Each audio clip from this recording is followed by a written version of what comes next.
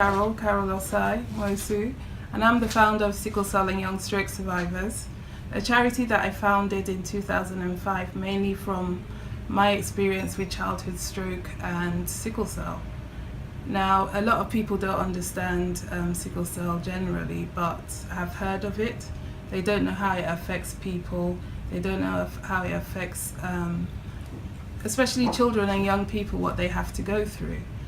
In 2003, my son at the age of 6 had his first stroke. His whole left side was paralyzed. I didn't know what to do. I did all the wrong things because I didn't know what the symptoms of a stroke was. I just knew that it was associated with paralysis. So in hindsight, I did all the wrong moves before I even took him to the hospital. But getting to the hospital and the doctors confirming that he had a stroke was one of the scariest parts of this whole stroke journey.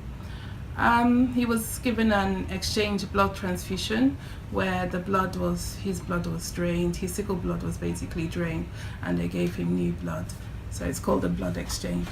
And from there, the sickle journey began, because 6 months later, he had another stroke. And in all, he's had 6 major strokes, a lot of mini strokes, and it's been challenging being able to look after him, maintain his health, maintain my health, look after a family. So in all, it's taught me a lot, and that is what I wanted to share with other people that I found were in the same position as me. Because when I asked for help, I was told that when I asked to see a family that had gone through this, I was told that because of the Data Protection Act that they couldn't put me in touch with the family. But I let them know in the hospital that, you know what, if anyone is in this position, call me or give them my number. And that's exactly what they started to do. So the nurses started to give out my number, and there were other parents that were calling and asking, you know, to see me, and they wanted to see my son Daniel and how he was. And from there we got together to kind of support each other, console each other, you know, just share ideas, experiences, and be able to open up and talk about what our difficulties were. And that's how Sickle Cell and Young Stroke Survivors started, as a support group, which eventually led to us registering as a charity. So that was in 2005, this is 2017. We're still going, and I wouldn't say it's been an easy journey. It's been really, really difficult. But I've learnt from this journey that there's nothing that is impossible. And they're saying that within 6 months of us starting the charity, we were on the stairs of number 10 Downing Street, where we met the Prime Minister's wife, and she gave us dinner. And from there, we've done several awareness campaigns in the Houses of Parliament and the Houses of Lords. So it's something that I'm quite passionate about, and I think it's my passion that leads me. So when you're starting a support group, you need to have that passion inside you burning for you to be able to continue against all odds, because there would be people that will say to you, oh, that's not possible, oh, it's sickle cell, it's something we don't talk about, it's a stigmatized condition, don't waste your time. But in the 12 years, I don't believe I've wasted my time at all. 2008, we opened the Sickle Cell Center in Owerri, Imo State, Nigeria. And within the 5 years that we operated, we looked after so many children, so many young people came to us. I even have a lot of them on Facebook now that say, occasionally they'll say, hi auntie. And it makes me so happy, because for me, I look at the children directly, the children and the young people. I don't look at the adults, I don't look at the parents that are, maybe still stuck in the old idea of sickle cell being a witch's condition and all these old folklore that follows sickle cell. That's all, to me, that's all rubbish, you know. From the day my son was born, I said, hey, my son has sickle cell. I didn't have anything to hide about it, and I didn't see why I should. In my family, we've got 3 children that have sickle cell. I just remembered something that in Africa they call sicklers, and I just hate that word sickler, because to me it's a tag, you know, it's a label that you're giving someone. Someone shouldn't be known by their condition, they should be known as who they actually are. So in starting support groups, if other parents are out there and they want to start a support group or a charity, first of all, find that passion and also find that niche. You don't have to do what everybody else is doing. Do something different, come from a different angle, flip it on its side, look at it all corners. And then when you build your team with people that have that same passion as you do. I have a mum who works with me closely. She's in Nigeria right now.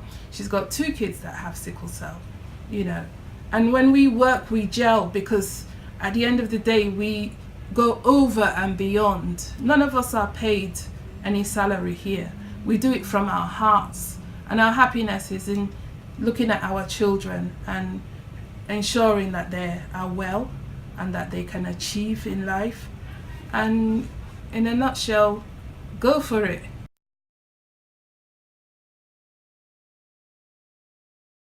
When I started the charity, we had to fundraise. And I suppose in a way at the time it was a bit easier to get funding from various trusts and various organizations that offered funding. So initially when we started, we really didn't have much of a funding problem because we were starting new. So there was a lot of access to various pots of money. But as time went on and when there was the economic crisis, charities really suffered a lot. To raise money for sickle cell is very difficult, it's a big challenge. Number one, because people, you know, don't really want to be associated with sickle cell, but over time I've seen that they don't want to because they don't understand, so it's about trying to educate people. When you find people that you work with, like you build a team and they're passionate about it, you can go up to anyone and ask them for money. So I think it's important that, number one, that team needs to be strong, and like I said, has to be passionate about the cause, because it's only if you're passionate about the cause that you can actually sell it to other people. So funding is difficult, but I feel that where there's a will, that there's a way. There will always be fundraising ideas that people will bring along, and just try and spread out and make sure that anyone you're dealing with, the trustees, that all of them have fundraising on their agenda for the charity.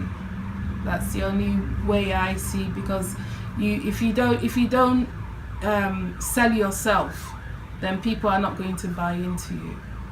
And it's important also that people know where that money is going and what it's actually used for. So you can have a newsletter, you know, that shows the little things that you do, so people can actually see that, hey, you know, this charity helped this boy, this is this boy's story. Oh, we want them to help someone else, you know, let's donate.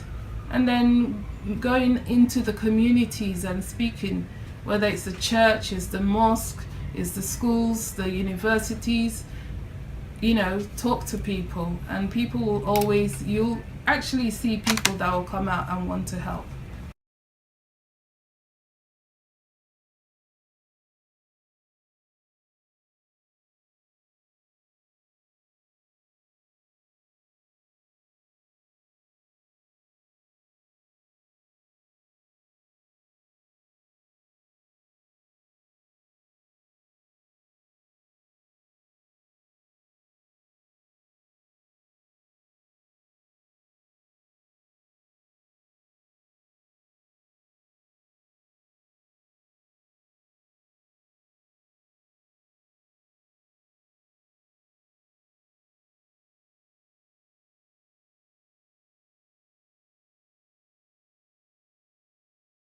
I still believe that it's not only the UK that should be able to emphasize the voice and work with patients, but it should also be something that, especially in Africa, where patients are sometimes just, I would say, used for research, but not be able to know what the research results are, and also not even able to understand what the research is in the first place.